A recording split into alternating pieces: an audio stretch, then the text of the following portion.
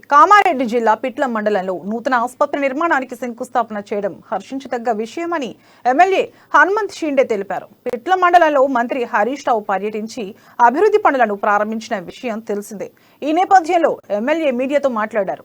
మండలం కేంద్రంలో హాస్పిటల్ నిర్మాణం, వ్యవసాయ మార్కెట్ కమిటీ, దుకాణ సముదాయాలను ప్రారంభించడం సంతోషదాయకమని తెలిపారు.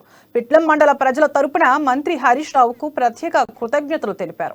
రానున్న రోజుల్లో మంత్రి సహకారంతో మరిన్ని అభివృద్ధి పనులు చేస్తామని తెలిపారు. ఈ కార్యక్రమంలో జెడ్పీటీసీ శ్రీనివాసరెడ్డి, మండల టీఆర్ఎస్ పార్టీ అధ్యక్షుడు రమేష్, విజయ్ కార్యకర్తలు పాల్గొన్నారు.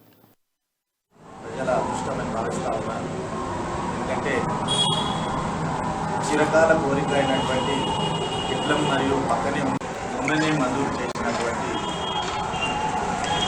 30 పడకల హాస్పిటల్ శంకుస్థాపన చేయడం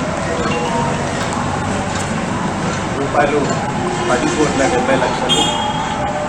అదేవిధంగా మార్కెట్ యార్డ్లో ఉన్నటువంటి షాపింగ్ సముదాయం షెల్టర్స్ని ప్రారంభించడం నిజంగానే పిట్లం మండల ప్రజల అదృష్టమని భావిస్తూ ఉన్నాను.